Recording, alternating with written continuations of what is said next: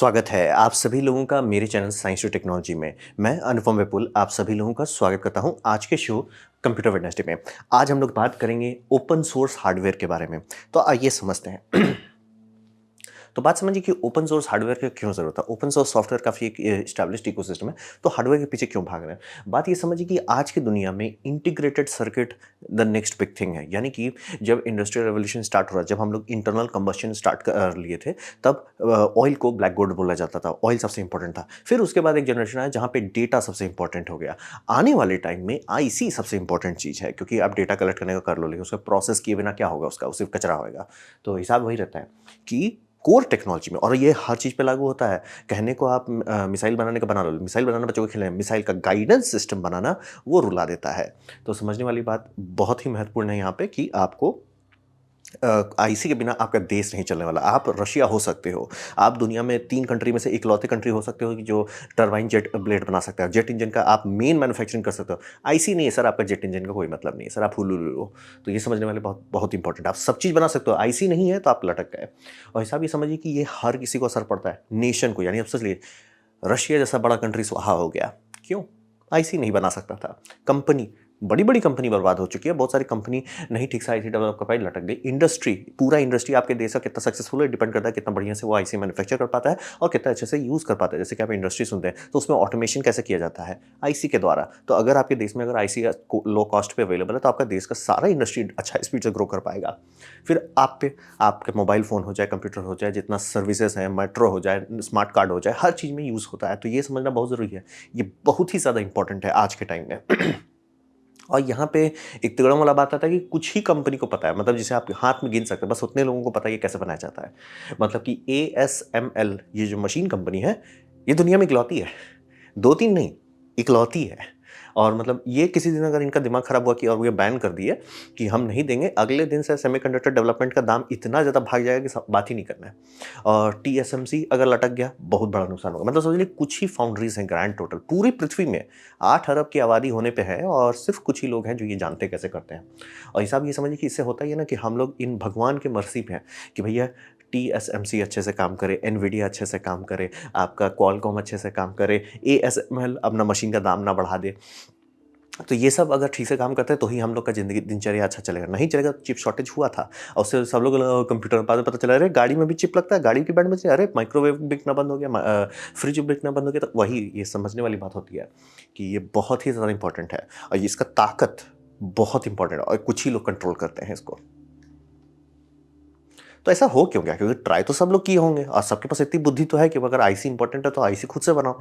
तो हिसाब ये समझिए कि मॉडर्न आईसी बहुत बहुत बहुत ही ज़्यादा कॉम्प्लेक्स होता है, क्योंकि एक इंसान उसे नहीं बना सकता। मतलब एक टाइम था जब एप्पल के टाइम में, जब एकदम फर्स्ट एप्पल के टाइम में बात हो रहा है कि आप पेंसिल से आईसी से ड्रॉ करके सर्किट बोर्ड बना सकते थे। आज के टाइम में वो नहीं होगा। जब बिलियंस ऑफ सर्किट होते हैं, मतलब जब बिलियंस ऑफ ट्रांजिस्टर्स लग जाते हैं, तो आप खुद सोचिए बिलियंस ऑफ ट्रांजिस्टर को जोड़ोगे तो जोड़ोगे कैसे? कैसे बिलियन, किसी भी चीज़ का बिलियन एक इंसानी दिमाग नहीं प्रोसेस कर सकता, तो कैसे होगा? तो हिसाब वही समझिए कि हम लोग इसको सॉल्व करने के लिए मल्टी लेयर टूल का डेवलपमेंट करते हैं और इसमें बहुत सारा टास्क ऑटोमेट किया जाता है। यानी कि आप लॉजिक गेट है तो सिर्फ लॉजिक गेट डाल रहे हो, कंप्यूटर का सॉफ्टवेयर उसको डिफाइन करेगा कि लॉजिक गेट में कितने तरह के डायोड्स लगेंगे, जैसे एंड गेट, और गेट, ये सब जो गेट्स होते हैं ये सब फिजिकल सर्किट है। आप नहीं ड्रॉ करोगे, आप बोलोगे मैंने कोई यहाँ ये लॉजिक डालो, आप उसको वायर कनेक्ट करो, सॉफ्टवेयर बैकग्राउंड में उसे प्रोसेस करके फिजिकल हार्डवेयर बना देगा कि ठीक है यहाँ पे ये सिलिकॉन लगेगा, यहाँ से उसका ये कनेक्शन होगा। तो हिसाब समझिए, तो इसमें बहुत सारे परत होते हैं और कोई भी एक इंसान सारे परत को नहीं मास्टर कर सकता। सब कोई अपने सेक्शन का मास्टर होगा। कोई बोला भैया देखो लॉजिक गेट हमारे डिपार्टमेंट में, कोई होगा देखो जो मतलब इंटरकनेक्ट है, यानी कि क्योंकि 3 डायमेंशन में इंटरकनेक्ट है। आप पीसीबी स्टार्टिंग करते हो तो वो 2 डायमेंशनल है, ये तो मल्टी लेयर। यहाँ पे एक्चुअली 3 डायमेंशनल है और आप उसके बारे में कुछ सोचना पड़ता है कि फ्रीक्वेंसी इतनी हाई रहती है कि आपका कॉपर का लेंथ मायने रखता है। लेंथ सारे कॉपर ट्रेसेस का आपको कैलकुलेशन में डालना पड़ेगा, तभी जाके क्लॉक साइकिल सिंक रहेगा, नहीं रहा तो लटक जाएंगे। तो वो सारे लोगों का मास्टरी जो होता है सिर्फ कुछ फील्ड में होता है। कोई बोला देखो भैया हमारा काम सिर्फ इंटरकनेक्ट्स है, हमारा काम सिर्फ लॉजिक यूनिट्स बनाना, हमारा काम सिर्फ आईओ पे काम करना, हमारा काम सिर्फ कोर को डिजाइन करना, हमारा काम सिर्फ मतलब इंक्रिप्शन चिप्स पे काम करना है। तो बहुत सारे लोग, बहुत हाई लेवल का टेक्निकल हॉर्स पावर लगता है ये एक आईसी बनाने में, जो आपके मोबाइल फोन में रहता है, जो आप 2 साल में फेंक देते हो। तो ये समझने वाली बहुत इंपॉर्टेंट बात। अब बड़ा बात कि ये सब बनाया कैसे जाता है, मतलब ठीक है इंसान काम कर रहा है, लेकिन इंसान कौन औजार का इस्तेमाल कर रहे हैं। तो यहाँ पे वो इस्तेमाल करते हैं EDA, इलेक्ट्रॉनिक डिज़ाइन एड करके समझ लीजिए। और इसमें बहुत सारे प्रोप्राइटरी टूल लाइब्रेरी लगाए जाते हैं, यानी ईडीएस सॉफ्टवेयर आप मार्केट में लोग को फ्री का मिल जाएगा, ओपन सोर्स भी मिल जाएगा। लेकिन बात होता है कि उसके अंदर जो टूलिंग जाती है, कि मतलब एक होता है ना कि लाइब्रेरी बनाने का बना दो लेकिन उसके अंदर किताब नहीं है, तो उसका क्या मतलब है? यहाँ पे भी वैसे ही समझिए कि आप सोचो कि मैं ऐसा ऐसा कर दूंगा, ऐसा हो जाना चाहिए। जैसे सीएनसी मशीन के पास कोई आप भेजते हो कि भैया ये मॉडल बना के दे दो, वो लोग सीधा रिजेक्ट कर सकते हैं, नहीं सर आप जो दे वो नहीं बनाया जा सकता, बहुत वेस्टफुल होगा, या मतलब हमारा ड्रिल बिट वहाँ नहीं जा सकता, जो भी है। तो आपके पास एक इंजीनियर होना चाहिए जिससे समझ देखो सर ये इनका सीएनसी मशीन जैसे 4 एक्सिस है तो 4 एक्सिस में ही होगा, 5 6 एक्सिस नहीं है, उसके हिसाब से डिजाइन मत करो। तो समझ रहे, दोनों के पास बैक एंड फोर्थ होना चाहिए। डिजाइन करेंगे तो आप कुछ भी कर दो, मैन्युफैक्चर ही अगर नहीं किया जा सकता तो उसका क्या लेना देना है? तो इसीलिए सबको बहुत सारा प्रोप्राइटरी टूल लाइब्रेरी लगता है जो कि फैब डेवलप्स करते हैं। फैब का मतलब क्या होगा? जैसे कि जो लोग एक्चुअली आपका सिलिकॉन को एच करेंगे, एक्चुअल चिप बनाएंगे, उन्हें फैब्स कहा जाता है। वो लोग बात करेंगे आपका ईडीए सॉफ्टवेयर वाली कंपनी से, और दोनों एक दूसरे में करेंगे, और दोनों के बीच में मतलब आदान प्रदान होगा कि मतलब ईडीए वाला बोले देखो सर हमें लगता है ये डिज़ाइन अच्छा है, तुम बना के देखो बनता है। वो लोग बोले हाँ बन जाता है, इसको देखा, फिर दूसरा नहीं नहीं नहीं सर ये डिज़ाइन हौच-पौच हो गया, नहीं बन रहा है, मतलब एरर रेट ज़्यादा आ रहा है, यील्ड जिसे कहते हैं यील्ड खराब हो रहा है, ठीक है। तो ऐसे ऐसे करके बैक एंड फोर्थ करके प्रोप्राइटरी लाइब्रेरी बना जाते हैं। और ये सब लाइब्रेरी जैसे सोनॉप्सिस हो गया, केडेंस हो गया, ये सब कंपनी का आती है। और ये सब कंपनी अगर आप अपना हाथ खींच लेना, लटक जाएगा। मतलब क्या क्या लटकेगा? हर चीज़ जो आप देखते हैं लटक जाएगा। मैं एक दो चीज़ की बात नहीं, हर चीज़ लटक जाएगा अगर ये सब कंपनी अपना हाथ खींचते हैं। क्योंकि बोल रहा हूँ ये सॉफ्टवेयर जो ईडीएस सॉफ्टवेयर है ये कोई बड़ा तिकड़म नहीं है, लेकिन उसमें जो लाइब्रेरी लगता है वो प्रोप्राइटरी के ऊपर का प्रोप्राइटरी होता है, और प्लस वो प्रोप्राइटरी फाउंड्री से लिंक्ड रहता है। यानी कि टीएसएमसी का जो फाउंड्री है वो डील किए होंगे केडेंस के साथ, तब जाके टीएसएमसी केडेंस के लिए एक डेडिकेटेड मतलब बनाया जाएगा। फिर आप मान लीजिए सैमसंग के पास जा रहे हैं तो सैमसंग का एक अलग टूल पैकेज बनाया जाएगा। तो ये समझना ज़रूरी है, बहुत ही ज़्यादा कॉम्प्लेक्स होता है, बहुत ज़्यादा फजीयत होता है। और यहाँ तक पहुँचने के लिए कि आप एक एक्चुअल सिलिकॉन का डिज़ाइन बना के उसे फैब्रिकेटर के पास भेज सके, वो आपको मैन्युफैक्चर दे दे, बहुत सारा एनडीए साइन करना होता है, यानी नॉन डिस्क्लोजर एग्रीमेंट्स। मैंने भी साइन किया था जब मैं गेम इंडस्ट्री में काम करता था, तो एनडीए हम लोग को साइन किया रहा था कि भैया गेम लॉन्च से पहले आपको मुँह नहीं खोलना है। लॉन्च के बाद भी जनरली कोई सीरियस डिटेल उटेल इधर उधर मत शेयर कीजिए, हल्का फुल्का चलता है, लेकिन मतलब जनरली एनडीए में ही रही है। तो यहाँ पे समझिए उसका कई गुना का ऊपर का रहता है, क्योंकि ये सब अपने सॉफ्टवेयर को बहुत टाइटली कंट्रोल करते हैं। इंक्रिप्शन के उनको ऊपर इंक्रिप्शन डालते हैं, प्लस आपके ऊपर एनडीए डालते हैं, प्लस ये लोग का बैंक बैलेंस इतना है कि अगर इंटेल जैसी कंपनी भी इनके साथ तिगड़म की तो वो रुला डालेंगे इंटेल को। तो ये समझना बहुत जरूरी है, इनका बैंक बैलेंस बहुत ज़्यादा गहरा है। तो समस्या यही है कि बहुत सारा तिगड़म लगता है, बहुत ज़्यादा हौच-पौच है, और बहुत ज़्यादा एनडीए साइन करना, मतलब कि एक आईसी कहा जाता है कि जनरल आईसी का आप डिज़ाइन कर रहे हो जो मॉडर्न टेक्नोलॉजी से बनाया जा रहा है, आप 15-20 एनडीए साइन कर चुके हो गए। तो ये समझना ज़रूरी है कि प्रॉब्लम बहुत ज़्यादा, और इसी कारण से हमारे मतलब सिलिकॉन टेक्नोलॉजी का दाम घट नहीं रहा है। मतलब आप देखिए हम लोग प्रोसेसिंग पावर बढ़ा रहे हैं, लेकिन दाम क्यों नहीं घट रहा है? दाम इसीलिए नहीं घट रहा है, ये सब लोग का दाम भाग रहा है। मेन कोर टेक्नोलॉजी का दाम उतना नहीं भाग रहा है, लेकिन उसको यूज़ करने के टूल्स भागते जा रहे हैं। तो इसका सॉल्यूशन क्या है? तो इसका सॉल्यूशन ये है कि हर चीज़ को फ्रेश से स्टार्ट करना पड़ेगा, क्योंकि ये सब जैसे जब मैं कंपनी का एग्जांपल दिए, ये सब पहुंच चुके हैं, पहुंच के लौटे हुए हैं। तो वो अपना टेक्नोलॉजी तो आपको देंगे नहीं, क्योंकि उन्हीं की कमाई उसी से होती है। तो आपको हर चीज़ को फ्रेश स्टार्ट करना पड़ेगा, यानी कि एकदम लोएस्ट लेवल से हाईएस्ट लेवल तक आपको जाना पड़ेगा। जैसे कि IAS यानी इंस्ट्रक्शन सेट आर्किटेक्चर जो हो गया, जैसे कि x86 वो इंटेल बांध के रखा हुआ है, आर्म कोर्स हो गए वो आर्म होल्डिंग्स बांध के रखा हुआ है। तो आपको ISA भी फ्रेश चाहिए, जैसे कि RISC-V वो फ्रेश और ओपन सोर्स है। EDA खुद से बनाना पड़ेगा, थैंकफुली ऑलरेडी एग्जिस्ट करता है, लेकिन उसके बाद लाइब्रेरी चाहिए आपको। तो आपको किसी फाउंड्री से बात करना होगा, जैसे कि स्काई वाटर टेक्नोलॉजी जो यूएस की फाउंड्री है, ग्लोबल फाउंड्रीज ये भी शायद यूएस में ही है। तो ये सब फाउंड्री से बात करना होगा। ये सब आपको लेटेस्ट नहीं देंगे, देख लीजिए 180 नैनोमीटर दे रहे हैं, दूसरा दे रहा है आपको 130 नैनोमीटर। तो ये सब आपको लाइब्रेरी देंगे। ये लाइब्रेरी को देके आप प्रोडक्ट डेवलपमेंट किट आपको बनाया जाएगा, जिसमें खूब सारे स्टैक्स लगते हैं, तब जाके इंटरप्ले किया जाएगा। यानी कि मतलब आपने डिज़ाइन बनाया, वो स्काईलैब बना के देखेगा, चेक करेगा, काम करेगा, क्योंकि बिना फीडबैक, फैब्रिकेटर के बिना फीडबैक के अगर आप बनाएंगे, कचरा ही बनेगा, नहीं बनाएगा कोई उसे, क्योंकि फैब्रिकेटर छोड़ेगा ही नहीं। आपको फैब्रिकेटर को जो फाइल देना है, जैसे जिसे कहते हैं GDSII फाइल दिया जाता है, वो फाइल लेंगे ही नहीं आपका। सर आपने किस फैब्रिकेटर के लिए इस बनाया? आप बोलते हो सैमसंग के लिए, वो फाइल को वो दोबारा बनाना पड़ेगा शुरू से लेकर अंत तक, अगर आप उसे मतलब किसी और फाउंड्री से बनवाना चाहते हैं। तो ये दोनों के बीच में इंटरप्ले होना चाहिए, और तब जाके आप वैसे जगह पहुँचेंगे जहाँ ईडीए से लेकर आईसी तक आपका सारा काम हो सकता है। और इसको बहुत बड़े-बड़े लोगों को सपोर्ट करना पड़ेगा, बच्चों की बात नहीं है। ये कॉलेज प्रोफेसर्स भी ट्राई कर ले, नहीं कर सकते। मतलब जैसे RISC-V कॉलेज प्रोफेसर्स का मतलब स्टार्ट किया गया था, बाद में बड़े लोग सपोर्ट करने लगे। यहाँ तो सोचना भी नहीं है आपको। यहाँ तो जैसे अगर मैं बहुत कहता हूँ कि स्पेस इंडस्ट्री में बहुत लार्ज नैनोमीटर यूज़ होता है, जैसे कि 180 भी छोटा ही हो गया। नासा वासा जो मार्स पे भेजते हैं उस समय बहुत सारे 200 नैनोमीटर रहते हैं। स्पेस सूट में बहुत सारा आईसी है, वो भी 200-300 नैनोमीटर के हैं। तो उस सबके लिए तो ये लेटेस्ट एंड ग्रेटेस्ट है। और रेडिएशन हार्डनिंग जहाँ पे चाहिए, तो वहाँ पे यही सब यूज़ किया जाएगा। तो जब तक उस तरह के लोग जो ये एक्चुअली बना के सेल नहीं कर चुके हैं मार्केट में, आप हवा में उड़ रहे हो। तो इसीलिए बड़े-बड़े लोगों का सपोर्ट चाहिए, बिना उसके नहीं होगा। और ये बहुत स्लो और मेथोडिकल होगा, यानी कि आप बस आते ही नहीं मैं 5 नैनोमीटर का बना दूंगा, A9 से कम्पीट कर दूंगा, इससे क्वालकॉम स्नैपड्रैगन 800 या 900 से कम्पीट करना, नहीं होगा सर, नहीं होगा। धीरे धीरे ईंटा रख रख के आपको चलना है, बहुत धीरे, बहुत मेथोडिक होगा। और यही गूगल इसका पूरा पाइपलाइन बना रहा है, ओपन रोड प्रोजेक्ट करके, ओपन लेन करके, जिसमें हर एक टूल को एक क्लियर पैकेज में कर रहा है, ताकि आप सारा काम एक साथ कर सकें अच्छे से। मतलब आपके पास दिमाग में आइडिया है, आप पास काबिलियत है, आप बनाना शुरू कीजिए, हम फाइनल फाइल आपको मैन्युफैक्चर भी करा के दे सकते हैं। ऑब्वियसली टका लगे, लेकिन वहाँ तक जाने देंगे, और आपको एक बार भी NDA साइन नहीं करना पड़ेगा। आपका आइडिया आपका अपना होगा। अब बात करते हैं एम क्या है। तो एम इस तरह का जो गूगल जैसे इस पे काम कर रहा है, क्यों कर रहा है?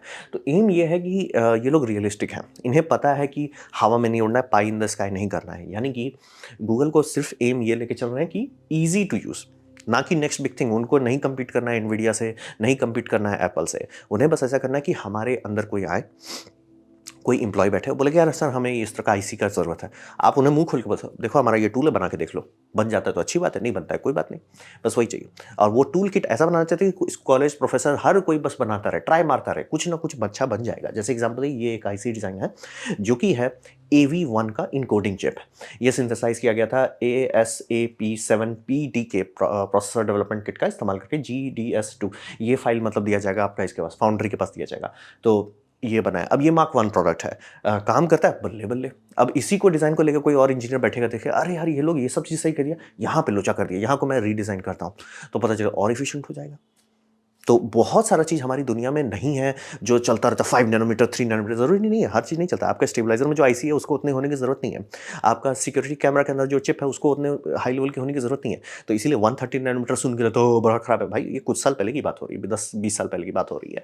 और उस टाइम का प्रोसेसर आज का हमारा मतलब स्मार्ट बिट्स हो गया, IoT डिवाइसेस हो गया, वो सब में लगाया जा सकता है। और इसको इतने अच्छे से समझा जा चुका है आर्किटेक्चर को कि आप बहुत लो पावर डिवाइसेस बना सकते हैं। हाई परफॉर्मेंस नहीं बना सकते, लेकिन लो पावर जरूर बना सकते हैं।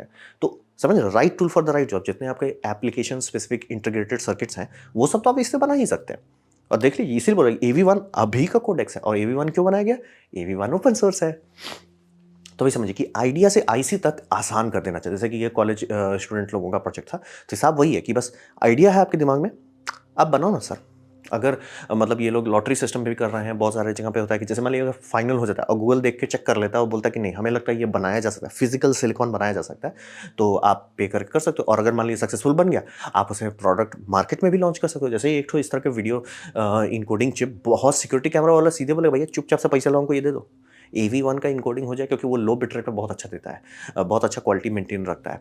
और वो सब अभी करना, और आप बोलोगे H.264 क्यों नहीं कर रहे, H.265 क्यों नहीं कर रहे, भाई टका कौन देगा? लाइसेंस फीस ही ले डूबेगा। और वो लाइसेंस फीस सिलिकॉन वाले को ले डूबेगा, सिलिकॉन वाले आपसे चार्ज करेंगे। अगर आपका पूरा खुद का ही सिलिकॉन है, या मान लीजिए जैसे कि मैं चाहता हूँ एक डैश कैम बनाना, मैं उसके हिसाब से ही सारा चीज़ डिज़ाइन करवाता हूँ कि ये आईसी सिर्फ डैश कैम के लिए बनाया जा रहा है, और डैश कैम में the best of the best रहेगा। अभी मैं ट्राई करूँगा। इतने सारे NDA साइन करना है तो छोड़ दीजिए, किडनी उडनी सब बेचना पड़ जाएगा, और इतने सारे हु हा से गुजरना पड़ेगा कि भैया कोई फ़ायदा नहीं है। यहाँ पे हर कोई, भाई कॉलेज वाले लोग भी आ जाओ, हेल्प करो, सपोर्ट करो, नाम पाओ, तो सबका वही है कि ये ओल्ड नोट से ही स्टार्ट करेंगे। जैसे कि ये एप्पल का IBM जब पावर PC बनाता था, उस टाइम के प्रोसेसर पे जा रहे हैं। पुराना है, मतलब ऐसा नहीं है कि उस पर आप मॉडर्न कंप्यूटर नहीं चल सकते, लेकिन उतना अच्छा नहीं चलेगा, लेकिन काफ़ी काम हो सकता है। बोले आपके स्टेबलाइजर चल सकता है, माइक्रोवेव चल सकता है, फ्रिज चल सकता है, सब चीज़ चल सकता है। और अगर इस तरह के लोग नया नया सिस्टम बनाने लगे, जो AV1 डिकोडिंग करने लगे, इनकोडिंग करने लगे, या कल को क्या पता GPS सिस्टम लॉक करने लगे, बहुत सारा चीज़ बनाया जा सकता है। तो बहुत सिंपल इनका एम है कि इनको बेस्ट ऑफ द बेस्ट नहीं बनाना है, ट्राई भी नहीं करना है। इनको है कि भैया आइडिया से प्रोसेसर तक आसान रास्ता कर दो, और एक जगह पे भी साइन करने की जरूरत नहीं होनी चाहिए, NDA चाहिए, हमको आपकी किडनी चाहिए, वो नहीं होना चाहिए। हिसाब वही है। अवश्य चलिए, ये बहुत बड़ी बात है कि इस तरह का फाइनल प्रोसेसर के पास हम लोग पहुंच रहे हैं, क्योंकि इससे पहले तक बस सब हवा में उड़ रहे थे, सब रफ ड्राइंग कर रहे थे, कोई कर नहीं रहा। और जब तक वो जाते थे, और ये काफ़ी अच्छे लोगों ने कहा है कि इंसान का डिमांड जो है वो इंसान के काबिलियत से ज़्यादा स्पीड से आगे भाग रहा है। और इसी कारण से हम लोग बहुत ज़्यादा डिपेंडेंट हो गए, क्योंकि जो जो कंपनी, सब कंपनी एक ही चीज़ पर फोकस कर रही है, उसको पूरा पकड़ के रखी हुई है कि हम किसी को नहीं दिखाएंगे, यही हमारा इकलौता रेवेन्यू है, इसको पकड़ के रखे रहेंगे।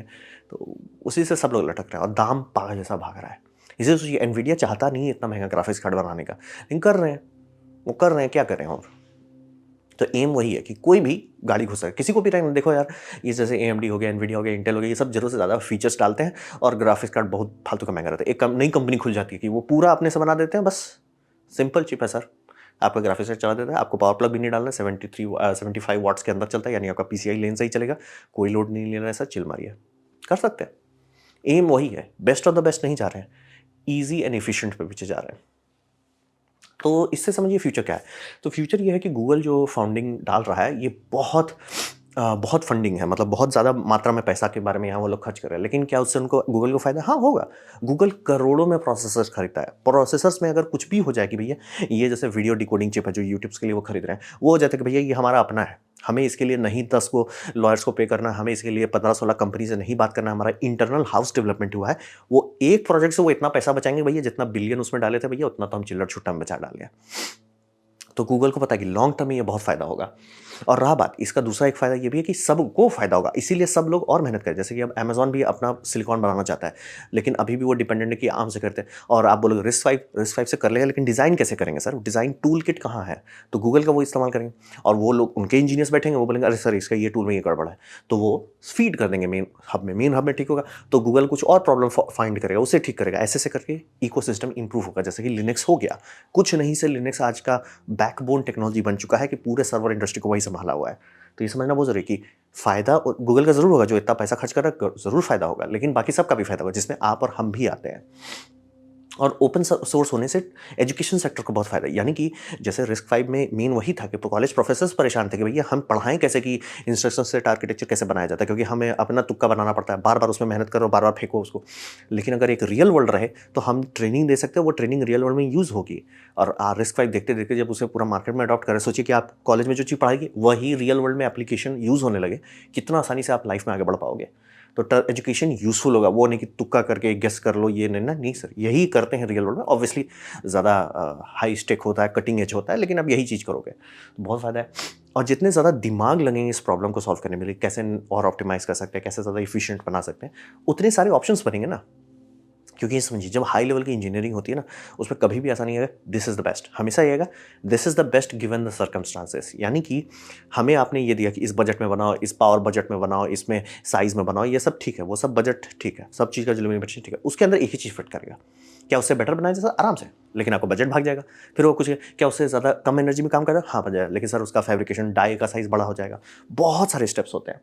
तो ये समझना बहुत ज़रूरी है कि इसीलिए ज़्यादा दिमाग चाहिए आपको। ऐसा नहीं हो जैसे मैंने आपको AV1 का इनकोडिंग चिप बनाया, तो वो क्या वही chip best of the best है? नहीं, 10 लोग और बनाएंगे, 15 और तरीके बन जाए। कुछ होगा यार हाई रेजोल्यूशन आपको लेना है तो ये चिप डिज़ाइन लो, आपको नहीं सर आपको हाई फ्रेम पर सेकंड चाहिए तो ये चिप डिज़ाइन लो। तो ये सब बहुत इंपॉर्टेंट बात है कि जितने ज़्यादा लोग दिमाग लेंगे उतना ज़्यादा ऑप्शंस मिलेंगे, और इससे हर किसी का भला है, चाहे वो IBM हो, चाहे लॉजिटेक हो, चाहे आपका बड़े बड़े दादाजी हों, गूगल हो जाए, स्नैपडॉन हो जाए, एप्पल हो जाए। एप्पल भी अब कोशिश करा कि जितने नॉन कंज्यूमर साइड ICs हैं उनको RISC-V में शिफ्ट कर दो, ताकि आर्म्स होल्डिंग का पैसा को लटकाया जा सके।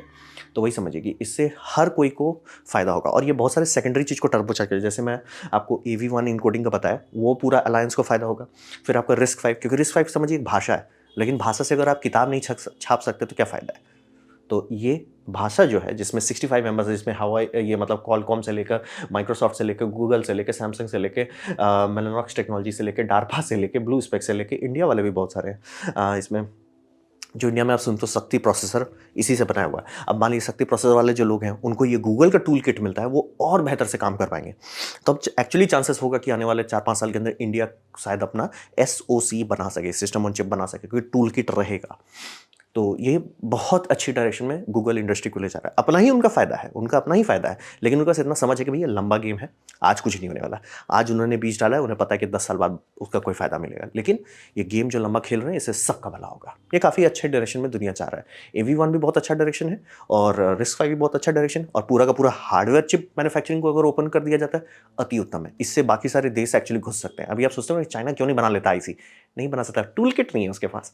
आप IC देख सकते हो, उसको इलेक्ट्रॉन माइक्रोस्कोप से स्कैन कर देते हो, लेकिन वो इतना बड़ा फाइल निकालेगा कि आप फाइल ही नहीं पढ़ पाओगे उसका। कोई नहीं पढ़ सकता, इंसान नहीं देख सकता कि भाई 10 बिलियन ट्रांजिस्टर्स कैसे जोड़े गए। वो टूल किट चाहिए, और टूल किट कंपनीज अपना पकड़ के रखी रहती है ना जी ना, गूगल दे देता है। तो हर देश का सदा, जैसे इंडिया RISC-V में ऑलरेडी काम कर रहा है, AV1 पे भी काम किया जा रहा है, सब लोग मिल बांट के मेहनत करते हैं, जितने हमारे पास IIT हैं उनसे एक्चुअली कुछ करवाया जा सकता है। तो बहुत अच्छे डायरेक्शन में गूगल दुनिया को ले जा रहा है और इस बात से मैं काफ़ी खुश हूँ।